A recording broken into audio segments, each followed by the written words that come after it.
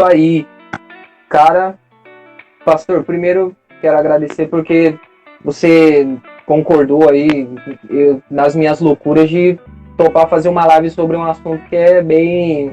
Às vezes toca em uns negócios que a galera não gosta, como na ortodoxia, né, da ortodoxia tradicional. Então, às vezes a galera tá tocando nesse ponto aqui. Primeiro eu quero agradecer o senhor para ter topado essa loucura. É um assunto... É importante a gente discutir. A gente entende também que tem assuntos que são...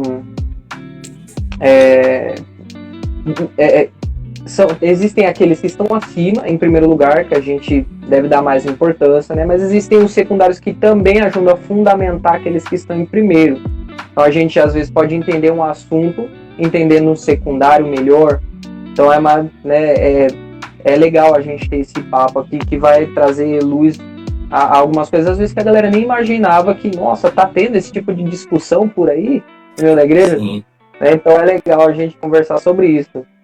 Pastor, com certeza. Quer falar um pouco sobre você, sobre a formação, a igreja que você pastoreia? Às vezes tem alguém que está assistindo a live que, ou vai assistir, né, que mora perto do senhor, aí já dá uma visitada, vê o pastor Fábio e fala, poxa, esse cara é um bom pastor, ele vai me ajudar bastante. Tá? Deus vai enviar ele para ele me guiar. Então, Derek, eu sou o Fábio Macedo, sou pastor da Igreja Congregacional Peniel, aqui em Angra dos Reis. Também dirijo o Seminário Congregacional de Angra dos Reis, sou reitor do seminário. Também dou aula de teologia. E já há algum tempo eu tenho me envolvido, na academia, e entre o pastoreio e a academia. Então, meus dois trabalhos se envolvem nessa direção de pastorear e também dar aula. Eu tenho formação na área teológica, estudo história, tenho um mestrado em teologia e meu desenvolvimento acadêmico ele gira em torno do Reino de Deus e desenvolvimento social. Também estudo muito teologia latino-americana. Então, minha abordagem teológica é basicamente essa. Mas aí, quando um amigo me convida para dar pitaco em outras áreas, eu acabo aceitando os desafios, né? Mas é basicamente isso. E quero agradecer a todos os amigos, né? A todos e todas que estão nos dando prazer da sua audiência nesse primeiro momento. Aqui eu estou vendo já a Patrícia, também, que é lá da igreja, a Milena também, que é uma aluna. Eu já tenho visto aqui algumas pessoas entrando e eu quero agradecer a vocês pela audiência, por estar com a gente aqui, tá bom? E agradecer também a você, Derek, pelo convite de estarmos juntos. E é isso que eu teria para dizer nesse primeiro momento. A segunda vez que a gente está junto, né? Para quem não sabe, você que está assistindo, a gente já fez uma live não foi sobre leitura, eu esqueci agora qual que foi. Poxa, sobre a importância da leitura, não foi? Sobre a importância da leitura? Foi, não, o Paulo Júnior participou com a gente. Júnior, se não me engano. Ele participou junto? Ele participou e ele me chamou para participar com vocês. Então, para quem tá vendo aí, não é a primeira. Olha, eu que faço as lives aqui, eu nem sei mais o que tá acontecendo. Que coisa, né? Mas, gente, essa não é a primeira vez que o Fábio participa com a gente. Não, a gente fez a live de pós-modernismo. Acho que foi de pós-modernismo. Legal. Foi isso mesmo. Né? Então, é um tema que, hoje, pelo menos, é um tema que a gente tem que discutir bastante, né? E até que o senhor disse que estuda até essa parte social, é legal a gente falar de pós-modernismo e você assistir a live que tá aí, porque pós-modernismo nada mais é do que uma análise social dos nossos tempos. Então, para você que quer entender, nossa, por que as pessoas hoje são assim, né? Nossa, eu leio nos livros e parece que era tão diferente, hoje parece que é meio estranho. Ouve essa live, acompanha lá para você ver o que o pastor comentou, ele ensinou, o que o Paulo Júnior também, que é pastoreado pelo Fábio Júnior, pelo Fábio Macedo. Fábio comentar o que eles falaram lá. Gente, ficou muito bom. E hoje a gente vai falar sobre o assunto nova perspectiva sobre Paulo, ou a gente joga tudo no plural, novas perspectivas sobre Paulo. É um assunto que em primeiro lugar, às vezes as pessoas confundem, poxa, essa nova perspectiva sobre Paulo, será que é um tipo de uma nova doutrina que tá... Eu sempre vejo a galera falando, será que é doutrina? Ou o que é isso? Da onde veio? Por quê? Né? Será que é importante mesmo saber? E acho legal a gente começar falando um pouquinho sobre o que é, só para ambientar a galera, para vocês saberem um pouquinhozinho assim. Né? Obviamente numa live a gente não vai conseguir aprofundar um assunto que tem assim, diversas perspectivas, né? Várias visões sobre Paulo. Quando a gente fala Paulo, o Paulo da Bíblia, tá bom, gente? Às vezes a pessoa também não sabe, mas é o Paulo da Bíblia, né? Que escreveu ali quase o Novo Testamento inteiro, a carta. Então a gente tá falando desse Paulo. E a gente pode começar fazendo essa pergunta, acho que é legal, né? Será, Fábio, a nova perspectiva, esse nome, assim, quando a galera ouve, é uma doutrina nova que estão tentando colocar? Ou o nome em si também fala? Será que é só uma nova perspectiva mesmo? Ou tem algo mais fundo nisso daí? O que você acha? Eu diria, Derek, que na verdade é uma nova leitura, né? É uma releitura de tudo aquilo que a gente já vem aprendendo sobre Paulo, sobre a justificação pela fé. Então, a primeira coisa que a gente precisa entender é que nós não estamos falando de uma nova teologia ou de uma nova doutrina. Nós estamos falando de um olhar, de um novo olhar ou de novos olhares a respeito da teologia paulina, principalmente no que se refere à lei, no que se refere à graça, no que se refere aos méritos, no que se refere ao estudo de Gálatas, ao estudo de Romanos. Então é muito importante a gente falar sobre isso, porque às vezes há um preconceito muito grande quando a gente fala assim, nova perspectiva sobre Paulo. É como se a gente estivesse jogando na lata do lixo a antiga perspectiva sobre Paulo. Mas, como muitos escritores dizem, né, essa ideia da nova perspectiva sobre Paulo foi uma grande jogada de marketing, né, que as pessoas lançaram essa ideia da nova perspectiva de Paulo, e aí as pessoas se assustaram. Caramba, o que é essa nova perspectiva sobre Paulo? E aí eles mergulharam nessa nova perspectiva, e aí eles entenderam que, na verdade, era muito mais um novo olhar do que uma nova teologia. Então, a gente já quer deixar as pessoas bem tranquilas aqui, né? Eu sei que os mais reformados aí, eles são mais vorazes nessa questão, eles são mais afoitos nessa questão, e então eu quero tranquilizar o coração de todo mundo nesse sentido de que nós estamos buscando aqui um novo olhar, né, que é a proposta da nova perspectiva, que a gente vai estar falando um pouquinho mais sobre isso daqui a pouquinho. É até legal você falar isso, porque eu ouço isso, pelo menos, da galera que eu pesquisei sobre o assunto, né, jogando aí Vitor Fontana, Paulo On, Kenny Terra. Então, o que a gente sempre vê, eles dando ênfase, eles falando, gente, o que acontece muito é que, às vezes, a pessoa não entendeu direito aquele assunto, e às vezes o nome parece assustador, ou ela sabe superficialmente, aí ela chega na igreja, ela chega num seminário, e ela já chega dizendo que aquilo é ruim, né? Não, essas coisas muito novas assim é ruim, ou começou a tocar aqui num ponto da soteriologia, que é a doutrina da salvação, da justificação, começou a tocar nesses pontos. Peraí, a gente não pode nem dialogar, a gente tem que só jogar pro lado e não ter um diálogo com isso, não vamos nem conversar. Então, essa é uma dica até legal para tudo que a gente for estudar na teologia. Tudo que você pega ali, nossa, parece que é estranho esse negócio aqui para estudar, ou será que isso realmente é relevante? Dá uma lida. né, pesquisa com os grandes teóricos daquele assunto, vê realmente se... E aí, uma das formas, inclusive, de você discordar daquele assunto é, na melhor das hipóteses, refutando o que aquela pessoa escreveu sobre o assunto, né? Chegar lá, apresentar o porquê e ter um diálogo realmente saudável, né? Então, é uma dica até pra gente olhar primeiro, poxa, nova perspectiva sobre o... Mas eu ouvi tal teólogo falando que era ruim. Isso daqui a gente tem que descartar, mas calma, dá uma olhada primeiro, né? Porque você está tendo um contato um contato de segunda via, a gente pode dizer assim, não foi um contato direto com o escritor, com a fonte primária.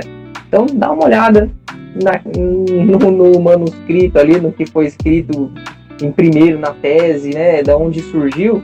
E aí dialoga com aquilo, vê, nossa, se realmente isso é bom. Às vezes você pode tirar coisas boas, coisas ruins, vai dividindo, isso aqui é bom, aí o resto joga. A gente vai fazendo assim. E a nova perspectiva, assim como quase todas as doutrinas que a gente tem ao longo da história da igreja, elas surgiram como uma resposta, né?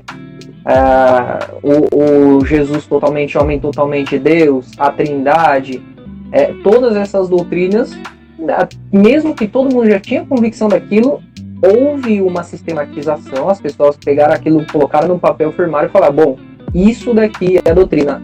Quase sempre, mas no começo da igreja, foi em resposta a alguma heresia que estava vindo alguma coisa. E a nova perspectiva sobre Paulo? Como que a gente sabe de onde ela veio ou por que ela veio? A gente acho que é legal dar essa passadinha para a galera. Muito boa sua pergunta, Derek. E aqui eu quero agradecer a presença do Vanderlei. Vanderlei é um amigo, grande teólogo, presbiteriano, está aqui presente, dizendo aqui parabéns pela discussão. E eu quero agradecer também a presença do meu amigo aqui, Vanderlei, pela presença na nossa live. Gente, é muito interessante a gente perceber que, por mais nocivo que algumas pessoas digam que seja a nova perspectiva de Paulo, na verdade, ela surge em combate ao liberalismo teológico do século XIX. É importante a gente dizer que havia um pressuposto, né, que dizia que a teologia deveria dar resposta à ciência, né? A gente vivia ali a época do iluminismo e a teologia precisava dar resposta à ciência. Então, a teologia, ela se embrenha pelo caminho da ciência, buscando dar respostas à ciência e usando as categorias da ciência, né? E uma das categorias usadas pela teologia era a tese, a antítese e a síntese, né? Então, era como se Paulo tivesse uma tese, Tiago e outros apóstolos uma antitese, e nós tivéssemos, então, uma síntese, como, por exemplo, a teologia joanina e etc.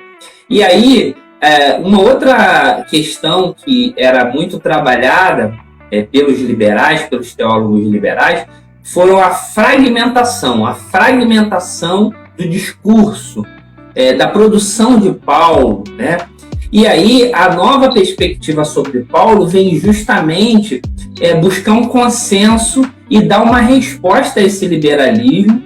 Na verdade, a nova perspectiva sobre Paulo é uma releitura confessional e conservadora como uma forma de combater a teologia liberal. Então, assim, por si só, ela já deve ser vista com bons olhos e com atenção, justamente por isso, porque ela veio como uma resposta àquilo que os teólogos liberais vinham fazendo, que era a desconstrução daquilo que Paulo vinha escrevendo, daquilo que Paulo vinha dizendo. Então, ela surge desse conflito, né? Então, seria essa questão aí e esse ponto fundamental que a gente precisa responder nesse primeiro momento. Uhum. E só para quem não sabe às vezes o que é liberalismo alemão, pode acontecer de você aí estar assistindo a live e não saber o que é. Eu vou, assim, explicar grosso modo, porque eu também não sou especialista no assunto, né? O senhor pode até me corrigir em alguma coisa que eu falar, mas a grosso modo, só para você se situar no porquê que a nova perspectiva está respondendo isso. A grosso modo, o liberalismo alemão meio que estava tentando colocar em xeque a autoridade das escrituras. O pastor estava falando que, poxa, de antítese e síntese ali de Paulo, aí vem o Evangelho de João, e bom, vamos tentar encaixar tudo isso, um respondendo o outro, né? Eu já vi comentários, inclusive, dizendo sobre, acho que se não me engano foi sobre a purificação do templo, que tinha até uma discordância teológica entre os apóstolos, e mesmo assim João escreveu a purificação do templo no começo do Evangelho, e aí a tradição marcana começou ali, jogou um pouco mais pro final, aí ficou esse meu negócio, aí um tentando responder o outro, então às vezes você ficava meio perdido, né? Eles tentando colocar em xeque as escrituras, será que é assim mesmo? Ou peraí, ou a gente tem às vezes o Calbart, né, tentando equilibrar um pouco dos dois assim, não negando um, mas não negando também o outro.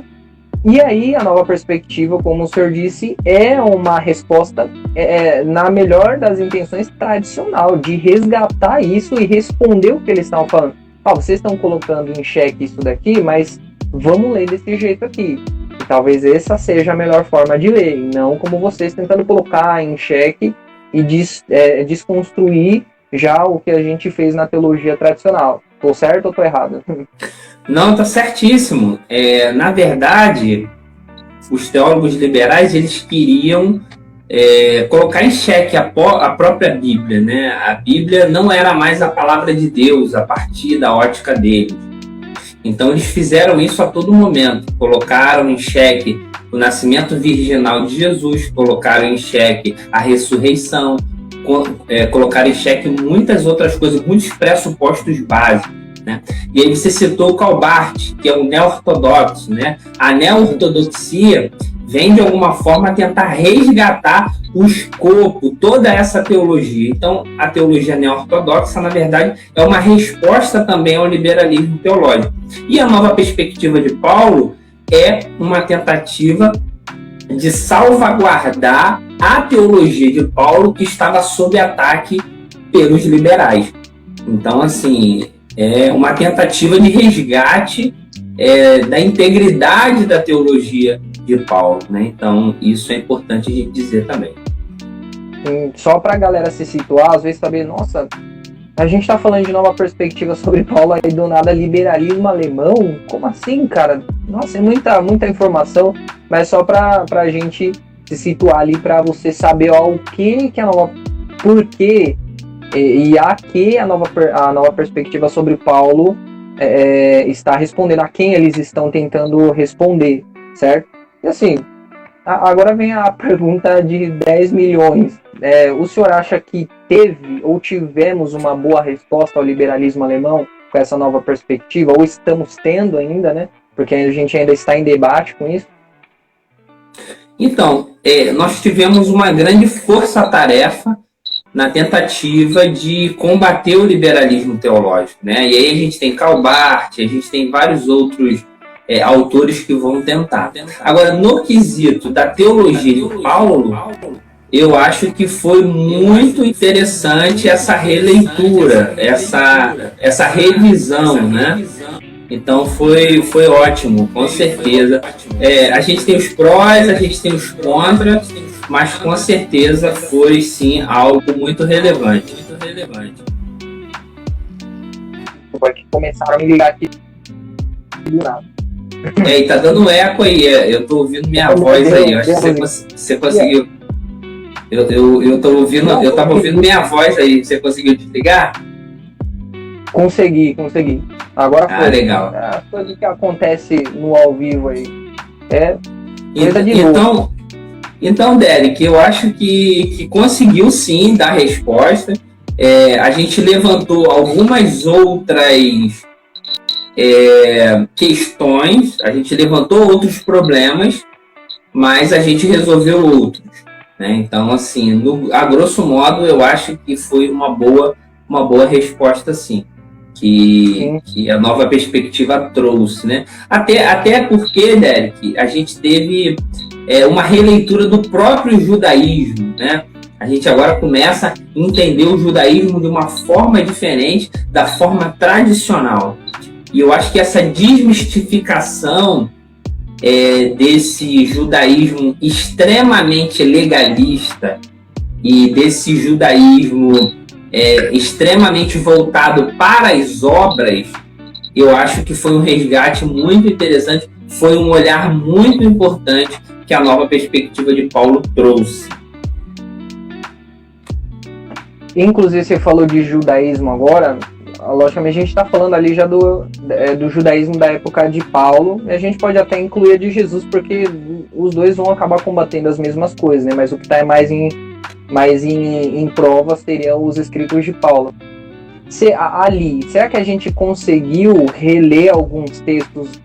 Porque assim, a gente vê a nova perspectiva falando sobre alguns textos, por exemplo, sobre as obras da lei. Aí vai ter toda uma discussão, né? Que aí eu já não entendo, não li ainda, não tive contato com manuscritos de Corã, literatura tanaítica, essas coisas aí eu ainda não vi nada. Mas, pelo menos do que eu vi, eu estava estudando, a leitura que a gente faz, por exemplo, da carta de Gálatas, a gente faz sempre uma leitura soteriológica, que é falando de salvação. A gente lê aquela carta daquele jeito e, nossa, não tem carta tão boa assim quanto essa para falar de salvação. E às vezes, ao que me parece pelo menos, a gente vê a nova perspectiva trazendo um outro olhar sobre textos como esse de Gálatas, falando, não, mas e se esse texto estiver falando das obras da lei, não no sentido de salvação, mas no sentido étnico do povo, né, sobre a entrada dos gentios na aliança. E essa interpretação, será que a gente teve alguma interpretação, ou a gente conseguiu reler algum texto melhor, por causa às vezes dessa crítica do liberalismo, e em resposta a gente conseguiu ler melhor algum texto? Ou não, a gente permanece daquele jeito e é isso? Então, Derek, na verdade, nós aprendemos a fazer uma leitura exegética, hermenêutica, a partir dos reformadores. E os reformadores, eles não tinham, por exemplo, os textos de Qumran, eles não tinham alguns outros elementos que hoje nós temos. Então, com certeza, eles deixaram passar algumas coisas. E essa releitura é importante porque a gente começa a pensar que o judaísmo ele tinha outras demandas, além de uma demanda soteriológica. Eles tinham, sim, uma demanda cultural, eles tinham, sim, uma demanda étnica, eles precisavam dar uma resposta étnica. E como estudante, por exemplo, de teologia bíblica, a gente vai entender que não há um tema monolítico. Nós não podemos reduzir uma carta a um tema monolítico, uma carta que fala só sobre um tema. Na verdade, nós temos cartas que são multitemáticas, porque Paulo não está tentando resolver apenas um problema com a sua carta. Paulo está tentando resolver vários problemas com a sua carta. Por mais que a gente tenha uma linha editorial preponderante, por mais que a gente tenha um tema preponderante, nós temos temas periféricos. E Paulo, ao escrever as suas cartas, ele tem um conjunto de temas para tratar e um conjunto de coisas para resolver. Então, seria muito prematuro dizer que Paulo estava tratando somente da questão da lei e do evangelho. Paulo tinha outras questões. Porque, Derek, pensa comigo, nós estamos falando de lei e evangelho. Nós estamos falando de soteriologia, de salvação, mas nós também estamos falando de eclesiologia, o jeito de ser igreja, e de como se inserir nessa comunidade, de como fazer parte dessa comunidade, como dar resposta como crente aos desafios dessa comunidade. Então, assim, essa nova perspectiva de Paulo, ela traz esse olhar múltiplo, um olhar multifacetado, não apenas um olhar monolítico. Então, assim, quando a gente olha, por exemplo, para a carta aos Romanos, é muito interessante a gente notar que o que move o coração do apóstolo Paulo, muito mais do que falar que o justo viverá pela fé, o que move o coração de Paulo é o quê? É o coração de um missionário que deseja alcançar a Espanha.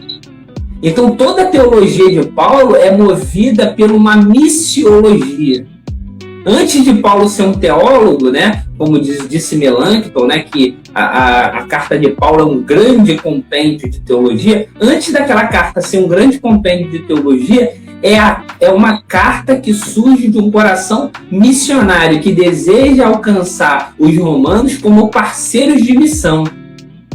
Então, olha só como é que o tema se abrange, como é que a coisa abre, como o leque se abre para nós quando a gente entende a partir dessa ótica e dessa perspectiva. O óculos muda, né? A hermenêutica é diferente.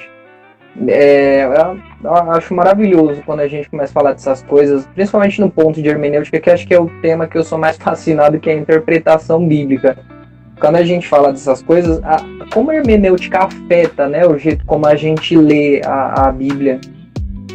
Se eu sou uma pessoa que, por exemplo, você falou de Romanos, mas, poxa, se eu enxergo aquela carta, eu uso a hermenêutica só como uma carta teológica, não, aqui é uma carta teológica, não que não seja, certo? Me entendam bem.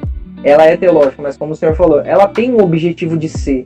Ela não foi escrita simplesmente porque Paulo quis escrever teologia para mandar para as pessoas, né? E quando a gente tira esse óculos, e esse óculos que a gente usa para falar, não, esse óculos aqui eu só enxergo teologia com ele, mas a gente tira e olha como realmente ela é. Poxa, essa carta aqui, ela tá apontando, o objetivo final dela é outra coisa, né? É missões, né? Graças a Deus que Paulo escreveu uma carta cheia de teologia, mas a gente precisa ler com a intenção do autor. A intenção de Paulo era outra, assim como a carta de Gálatas ou de Efésios, qualquer uma outra. A gente precisa enxergar o objetivo final daquela carta e não pegar textos bases só para usar ali para falar, poxa, olha como minha leitura é boa, né?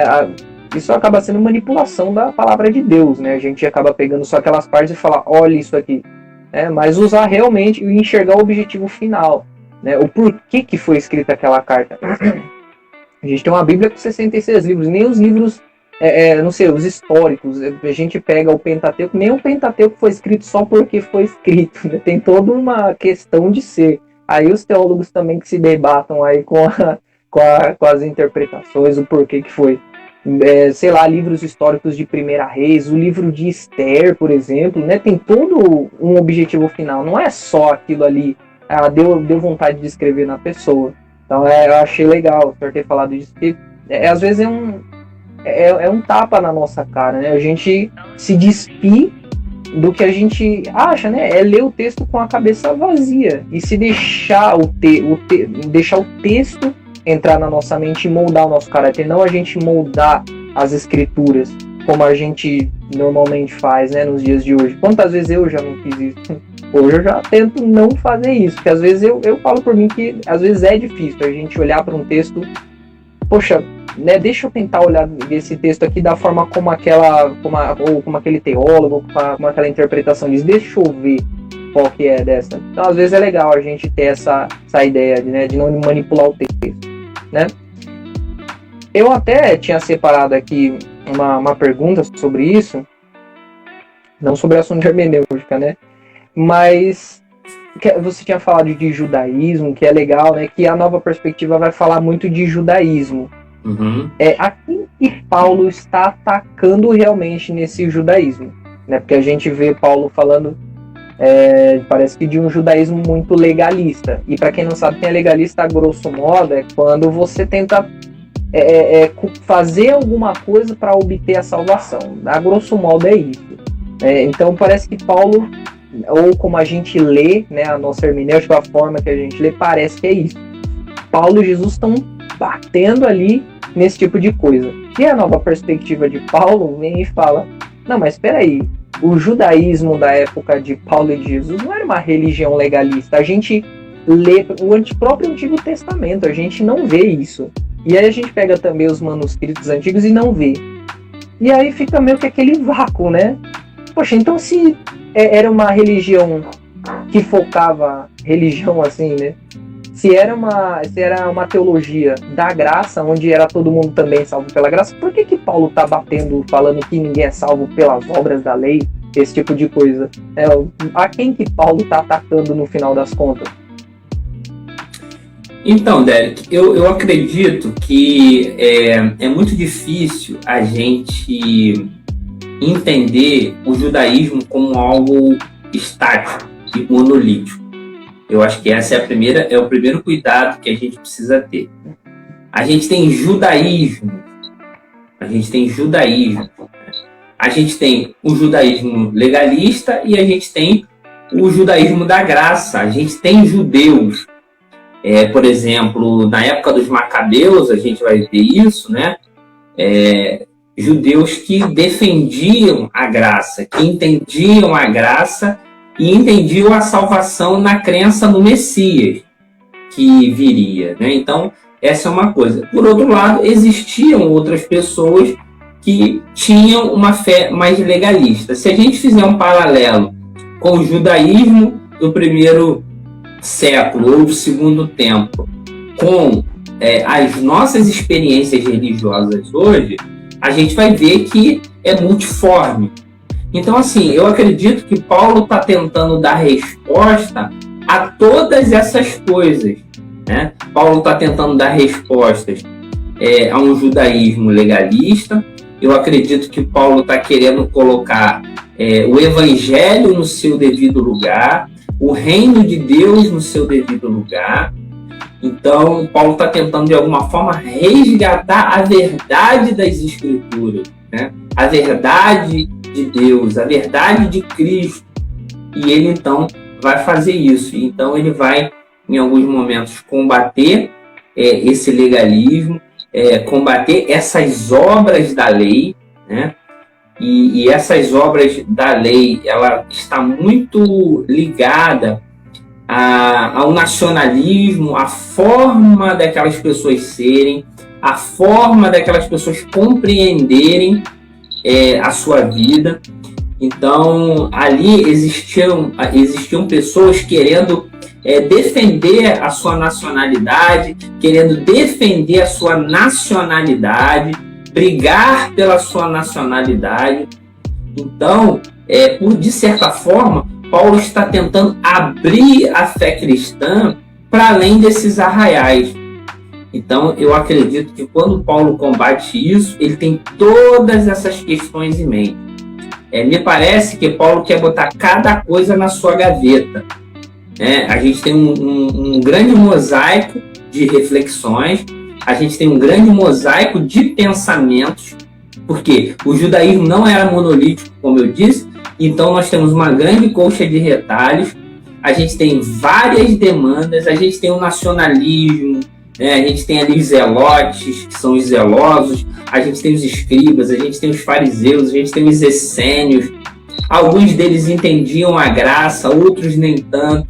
Então, eu penso que Paulo vai tentar, nas suas cartas, colocar cada coisa no seu devido lugar. E a nova perspectiva de Paulo, ela nos ajuda nisso, a entender que cada coisa está sendo colocada no seu devido lugar, que nós não temos uma coisa estática. Por exemplo, justificação pela fé é a nossa pedra de toque. Mas será que essa, de fato, é a única intenção de Paulo, falar sobre a justificação pela fé? Será que Paulo não é multitemático? Porque as demandas são multitemáticas. Olha só, se você tem uma demanda multitemática, você precisa ter um discurso multitemático. Você precisa ter Porque, olha só, foi aquilo que a gente falou lá no começo. Paulo prega para uma igreja. Paulo não está sentando para escrever um livro, para escrever um tratado teológico. Paulo, ele troca o pneu com o carro andando. Paulo, ele está fazendo teologia de trincheira. Paulo não está sentado num gabinete com uma estante de livros, igual eu tenho, igual você tem, fazendo teologia. Paulo está respondendo às demandas do seu tempo. Paulo está respondendo às dificuldades do seu tempo. E, ao responder às demandas do seu tempo, tem como ter um tema unificado? Essa é a pergunta. A menos que nós tenhamos um tema único. Mas o tema da igreja é único? Os dilemas da igreja é único? Então, essa é uma pergunta que a gente precisa se fazer. Sim. É até legal porque, usando até o Antigo Testamento como base, assim, quando eu falo Antigo Testamento é no ao todo mesmo, no geral, né? Não é nem usando um livro específico. A gente vê que, assim, era uma religião da graça, a gente vê muito isso nos chamamentos que a gente tem no decorrer do Antigo Testamento todo. A gente percebe, então, que aquelas pessoas que tinham já, ou assim, a teologia em si, né, já eram pessoas que tinham em mente que, não, nós já fomos escolhidos por Deus, a nossa nação já foi escolhida por Deus, né? Então, às vezes, fala de salvação ali no Antigo Testamento, e Paulo, no final dos contos, era um judeu, e ele tinha essa ideia de nós somos o novo Israel, né? Então, Paulo ali, ele já trabalhava meio que como vocês já são a nação de Deus. Então, às vezes, essa releitura que a gente faz é legal, porque por que Paulo falaria de salvação ali, de novo, para um povo que ele já trabalha como se já fosse salvo? Eu não estou falando que, nossa, todo mundo ali era salvo, mas eu estou falando da intenção do autor. Né? Se Paulo já trabalhava como irmãos em Cristo, ele já tinha essa ideia. Por que ele traria tantos textos exaustivamente para falar de salvação? Às vezes, essa é uma pergunta que eu me faço, né, se eu quiser até responder, mas é uma coisa que eu fico pensando, poxa, eu posso estar errado no meu pensamento, mas às vezes é uma leitura que, dentro dessa nova perspectiva, eu me pergunto, para tentar ler o texto de forma mais certa. Né, falar, poxa, se é dessa forma, se essa realmente é a intenção de Paulo aqui, tratar dos problemas da igreja para santificar o povo, porque ele estaria falando de salvação, sendo que essas pessoas já estão integradas dentro do corpo de Cristo, né? Deus já está santificando ali o povo, né? Toda essa ideia. É uma pergunta que eu me faço. O que o senhor acha? Então, eu acredito que a dinâmica de Paulo é a mesma dinâmica da igreja de hoje, né? Nós estamos inseridos numa igreja salva. Mas por que nós exortamos essa igreja à salvação? Por que nós exortamos essa igreja à santidade? Nós participamos de uma igreja que já é santa. Ela já é santificada, ela já é separada. Mas isso não nos furta o dever de exortá-los a viver uma vida de santidade, né? Então você percebe que em todas as cartas, mesmo havendo pessoas salvas, mesmo havendo pessoas redimidas, há a importância de se exortar essas mesmas pessoas salvas e redimidas a viverem um estilo de vida diferente. Porque, na verdade, o Evangelho é a boa notícia, mas o Evangelho também são as velhas verdades. Então, o povo de Deus ele necessita dessas velhas verdades. Então, por mais que o povo de Israel estivesse inserido na aliança, né, eles fazem parte da aliança e são salvos por fazerem parte dessa aliança, era necessário que a cada momento eles ouvissem da necessidade de estarem vivendo uma vida diferente, uma vida acima da média, uma vida que agradasse a Deus. Então eu penso isso, mas você pode aí desenvolver melhor esse tema também. É bem complexo. E a gente, né, você até falou no começo sobre judaísmos, no plural. É que às vezes a gente pega para fazer uma leitura do Antigo Testamento e a gente fala, olha aqui, ó, meio que parece que todo mundo pensava igual. Mas na verdade é que o primeiro ponto é que se fosse tão igual assim, ou fosse monolítico, se fosse algo hegemônico, acho que é a palavra certa, não teriam tantas exortações a outros deuses, ou ao jeito de cultuar do povo, como era errado, né? Então a gente já, desde aí desses pequenos detalhes, a gente percebe que existia um judaísmo. Não existia um jeito só de pensar, um jeito só de fazer teologia. Aí, se a gente for... Você mesmo citou fariseus, saduceus, essênios, e por aí vai, né? Os zelotes. Gente, é judeu para todo lado, com todo tipo de pensamento, né? E a gente olhando dessa forma, será que então, quando Paulo começa a bater, ou aparentemente começa a combater, né? Se a gente trabalhar com essa hipótese realmente, de que ele está batendo nessa parte de ser salvo realmente pelas obras, será que a gente pode cogitar, que aí já é um pensamento mais tradicional, né? Será que a gente pode cogitar a possibilidade de que aqui nos manuscritos, né, quando a galera fazia teologia era da graça, aí tá beleza. Mas no piso ali, no chão da igreja, a galera povão, será que eles pensavam então de outra forma? É igual nos dias de hoje.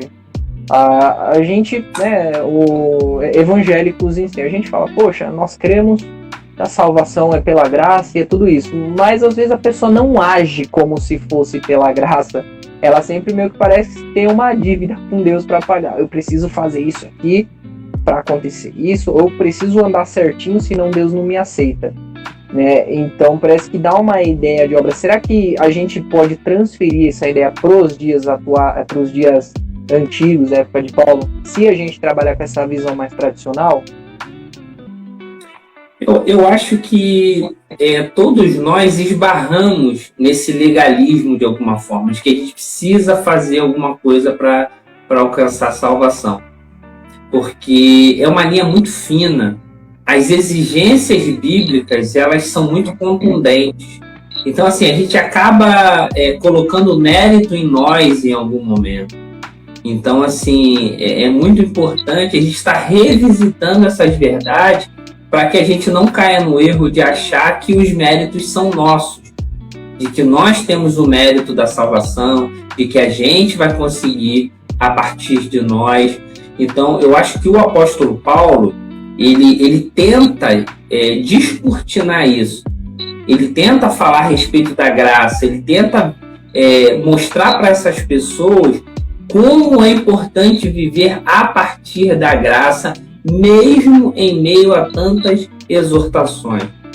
A gente vai perceber, por exemplo, em Romanos, Paulo começa em Romanos falando da depravação total, ele usa o capítulo 3 para falar da depravação total. Em alguns momentos, no capítulo 8, ele vai falar de quão importante é a graça, de quanto nós estamos nos braços da graça. No capítulo 7, ele vai trabalhar o plano de Deus para os judeus. Então, Paulo, ele é multitemático. Paulo sempre vai tentar atacar as distorções da igreja. Então, e nesse judaísmo que é eclético, nesse judaísmo que é multitemático, que tem multidemandas, Paulo também precisou ser um teólogo de muitas demandas, né? Então, eu acredito nisso. Sim. Não sei se eu respondi a sua pergunta, mas... Não, para mim respondeu, tá tudo tranquilo, tá 10, cara.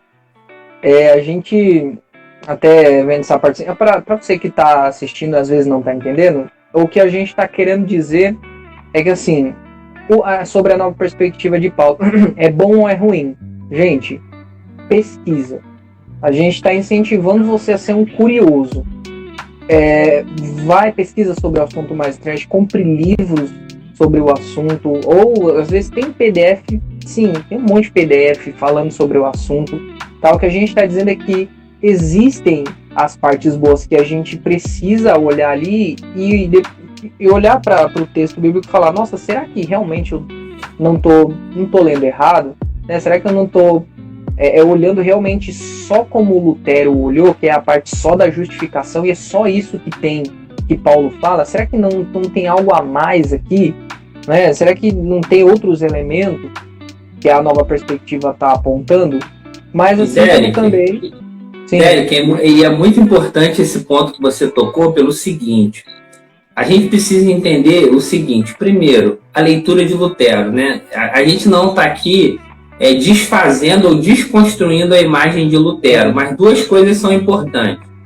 Primeiro, Lutero tinha um coração antissemita, né? A gente vai ver escritos de Lutero atacando frontalmente os judeus. Então, assim, Lutero tinha uma perspectiva antissemita.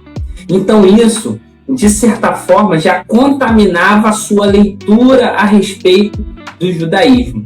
Então, quando Lutero vai fazer uma leitura do judaísmo, a sua leitura ela já está contaminada por esse antissemitismo. Esse é o primeiro ponto.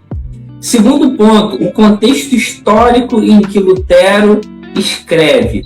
Lutero, para a gente fazer um teatro aqui, para a gente entender, Lutero está se vendo como Paulo e está vendo a Igreja Católica como os judeus.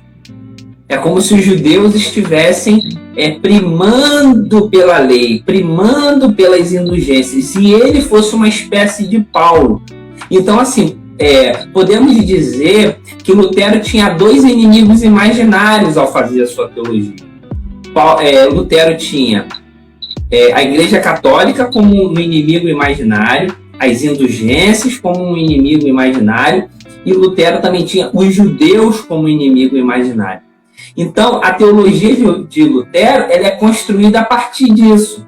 O que a nova perspectiva de Paulo tenta fazer é livrar a teologia dessas duas leituras, dessas duas questões, e levantar a seguinte pergunta: será que o judaísmo do segundo templo, do primeiro século, era tão legalista assim? Era tão sem a graça assim? Qual é a concepção de graça que os judeus do primeiro século tinham? Então, esse é o resgate que a nova perspectiva vem trazer. Uma leitura menos contaminada por essas questões. Então, quando a gente entende o contexto em que Lutero escreveu, Lutero vai ser um grande comentador e Lutero vai ser um grande influenciador da teologia ocidental. Então, a grande pergunta que a gente precisa fazer será que a gente não precisa limpar os nossos óculos e reler novamente esses textos a partir de outras categorias? Esse é o desafio da nova perspectiva de Paulo que a gente precisa fazer. Nós não estamos removendo os fundamentos luteranos e reformados, nós não estamos, mas nós estamos convidando para fazer essa leitura a partir de uma outra ótica, que na verdade é uma ótica complementar. Porque às vezes a gente fala assim de nova perspectiva de Paulo, fala que nós estamos abandonando a perspectiva antiga. Mas como teólogos, a gente não está abandonando nenhuma perspectiva. Na verdade, nós estamos tentando olhar por outro viés, não somente pelo viés tradicional. Não sei se você concorda comigo, Délio. Concordo plenamente, porque o que você falou de fazer uma leitura complementar, tentar trazer algo que acrescente, eu imagino, a figura que me vem na cabeça é de uma pedra. A teologia é essa pedra e os teólogos são as pessoas que vêm lapidando essa teologia até sair ou até chegar na melhor imagem possível. Eu acho que eu poderia resumir dessa forma. Ninguém está tirando, igual você disse, os fundamentos. Poxa, nossa, então vamos tirar aqui a justificação pela fé, a salvação pela fé de Lutero. Não, cremos nisso e até o final da vida a gente vai crer nisso. Mas será que os textos que a gente usa para isso falam só disso? Será que é só isso que esses textos querem dizer? Será que não tem algo a mais? Será que a gente não consegue dar uma lapidada ali e achar algo novo nisso, né? Novo, né? Algo que já estava lá, né? Que era a intenção do autor, talvez. Mas a gente, como você disse, poxa, Lutero leu dessa forma e agora a gente só lê dessa forma porque se lê de outra forma tá errado e esse negócio de novo não dá, vai ficar mexendo na parte da salvação, aí na soteriologia, eu não quero saber dessas coisas. E às vezes é bom a gente ser um pouco curioso nessa parte, pelo menos para saber. E se a gente concordar, a teologia é isso, é algo que não é adapta, né? O termo certo é eu falar errado, que adapta, misericórdia. Mas é algo que a gente lapida a gente sempre vai ter algo novo para aprender nas escrituras. Né? As escrituras não no sentido de que ela se renova a cada dia, né? Como tem gente que usa o texto errado, que fala errado, mas Deus sempre tem coisas para falar com o seu povo. Ele sempre vai ter, não é algo que a gente vai ficar estático ali.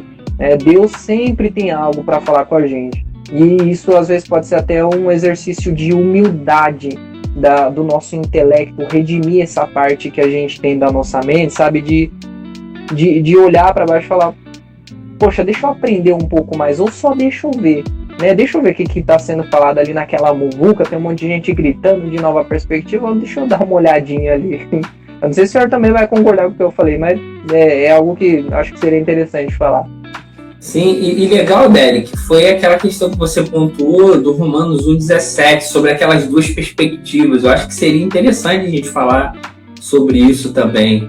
Ou uma coisa ou outra. Você lembra que a gente falou sobre isso? Que era eu separei uma pergunta aqui que eu acho que foi essa que eu mandei para você, que você tá querendo falar. Essa, foi. De dois temas, né? Que a gente Exatamente. Eu acho que esse tema é interessante para complementar esse raciocínio que a gente está tendo, né? Sim. Gente, a grosso modo a pergunta é o quê? Era daquele texto que eu falei de Romanos? Sim. Acho que era, né?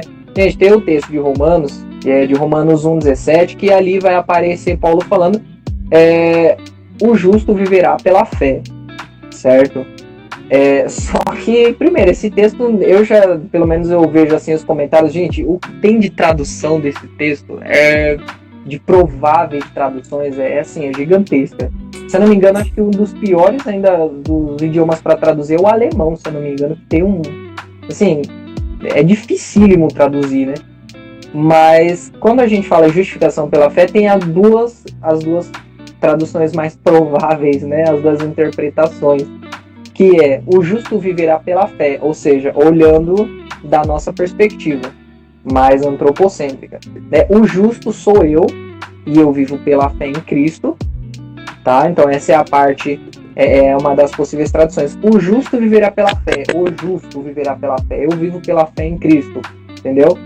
Ou a outra possível tradução, que eu separei até aqui, o justo, alguma coisa assim, o justo viverá pela fidelidade. Só que aí esse justo aí meio que aponta Jesus, que é mais cristológico. Fala, o justo, Jesus, viverá pela fidelidade, que é a fidelidade a Deus. Eu acho que era essa a pergunta que eu tinha separado. A fidelidade de Cristo, sim. A fidelidade de Cristo, é isso mesmo, a fidelidade de Cristo. Então, tem essas traduções, é bem legal comentar. E é interessante, Derek, que alguns comentaristas vão se perguntar se Paulo não fez essa ambiguidade de propósito. Então, assim, Paulo talvez tenha feito essa ambiguidade de propósito. E aí, para falar disso, eu quero usar um outro exemplo também de ambiguidade. Por exemplo, quando Lucas 17:20, Jesus vai falar que o reino de Deus está dentro de vocês ou dentro de vós. Essa palavra no grego, ela também tem um duplo sentido. Ela pode significar dentro de nós ou no meio de nós. Ou seja, essa palavra é uma palavra de duplo sentido. Ou o reino está dentro, ou o reino está no nosso meio. E aí eu costumo dizer uma coisa. Por que não usar as duas possibilidades? Dentro de nós e no meio de nós. Quando Jesus diz, o reino de Deus está dentro de vós ou no meio de vós. Eu não vejo problema algum em entender essa palavra de Jesus como algo duplo. Porque o reino de Deus que acontece dentro de nós, ele se processa no nosso meio. E aí eu penso que esse texto de Romanos 1,17, ele se aplica exatamente da mesma forma. O justo viverá pela fé a partir da fidelidade de Cristo. Então, eu não vejo problema nisso. A questão nossa é que a gente é muito cartesiano, né? A gente é muito enciclopedista, a gente é muito sistemático, né? A filosofia... dicotomizado também, né? E dicotomizado, exatamente. Então, a gente quer ter as coisas muito definidas, principalmente a gente reformado, a gente quer os pingos nos is, né? Então, a gente é muito aristotélico, a nossa teologia ela é extremamente aristotélica, e por isso a gente quer definir tudo, por isso a gente quer sistematizar tudo. E nesse sentido, eu sou platônico. Porque eu acho que as verdades elas coexistem. E existem coisas que precisam coexistir. E esse texto, por exemplo, é uma coisa que deve coexistir. Por que nós não podemos ficar com as duas possibilidades? O que nos impede? Dentro, se analisar as duas traduções dentro do contexto todo do Novo Testamento, não teria problema nenhum. A gente poderia até resumir isso na doutrina da dupla imputação, né? Tem Cristo com a sua fidelidade que imputa na gente e o nosso pecado nele, e agora a gente está vivendo por essa justiça que Jesus teve, né? Não foi eu que tive essa retidão diante de Deus em si, não, Cristo me deu ela através da obra da cruz, né? Vai ser meio que dessa forma, né? O justo viverá pela fé, eu através da fidelidade de Cristo. Achei sensacional a definição. Perfeito. Então eu não vejo dificuldades em a gente... Porque é muito difícil a gente pontuar uma coisa, quando o texto nos diz várias coisas. Então, assim, quando a gente é um teólogo sistemático, a gente se vê obrigado a de forma aristotélica, definir coisas rigidamente. Só que a teologia é muito mais dinâmica do que isso. A teologia bíblica é muito mais dinâmica do que isso. A teologia exegética é muito mais dinâmica do que isso. Então, às vezes, não cabe dentro da nossa cartilha, a nossa cartilha teológica, tudo aquilo que o texto quer dizer. Então, eu prefiro me furtar né, dessa discussão, escolher um campo, escolher uma exegese melhor ou uma hermenêutica melhor. Eu acho que a gente precisa entender a abrangência do texto e viver com a abrangência do texto. E aí, ter uma inteligência humilhada. Adotar o princípio da inteligência humilhada. Eu estou sendo humilhado diante disso. Eu preciso me render diante disso. Eu não tenho que ter respostas para tudo. A dúvida também é uma forma de humilhação e de rendição diante do eterno, diante dos seus desígnios, diante da sua palavra. E é isso que eu acho. Sim. Imagino quão horrível seria um Deus que pode ser explicado. Seria aterrorizante uma coisa dessa, né? Não seria tão divino assim. Acho sensacional. A gente tem Deuteronômio, acho que 29, acho que é isso. As coisas encobertas pertencem a Deus. Nem tudo a gente realmente precisa saber. Exatamente. Eu acho sensacional. Bom. Bom, as minhas perguntas acabaram. Eu fiquei sem perguntas porque você explicou tudo de um jeito que eu entendi muito, muito bem. Acredito que o pessoal também entendeu bem. E, gente, se você se tem alguém chegando agora, a live vai ficar gravada, tá bom? Não precisa se preocupar. A gente vai salvar tudo certinho, bonitinho. Eu vou ver até se eu consigo jogar no YouTube, que eu tô montando lá, para ficar as lives gravadinhas, tudo certinho. Bom, acho que a gente vai encerrar por aqui. O senhor gostaria de fazer alguma consideração, pastor? Eu queria agradecer os nossos web espectadores, aqueles que ficaram aqui com a gente. E se vocês desejarem mandar alguma pergunta, a gente está aí também recebendo as perguntas no direct, tá bom? Manda aí pro nosso amigo Derek ou manda para mim, tá? E eu queria fazer a indicação de um livro, Derek. Aquele livro que a gente conversou, pera aí rapidinho. Eu vou indicar aqui o livro. Ó, se você quer saber mais sobre esse tema, esse livro aqui, ó, tá? Não tá espelhado, mas eu vou ler para você.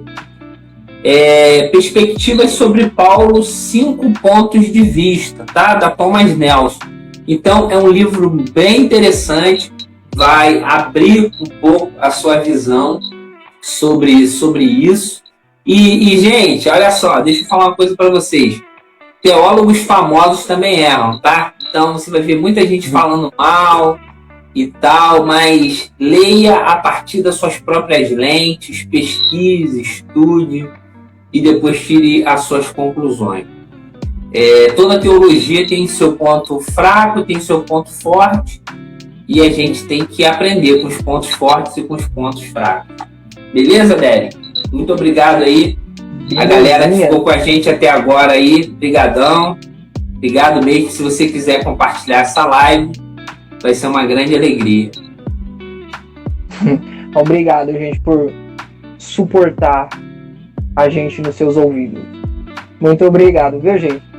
Ó, boa noite para você, ou boa tarde, bom dia, não sei quando que você vai estar vendo, mas, pastor, muito obrigado mais uma vez pela sua presença, tá? Foi top ter aqui você. O senhor sabe que não vai ser a última, né? O Paulo Júnior, se ele ver também, ele não vai correr muito também, que ele vai vir de novo. Gente vai continuar produzindo teologia, vai se esforçar ao máximo para entregar assim, o melhor para vocês, para a gente sempre ter um diálogo saudável, edificar a Igreja de Cristo até pelo meio da internet, tá bom? Gente, muito obrigado, tamo indo e agora é hora da janta.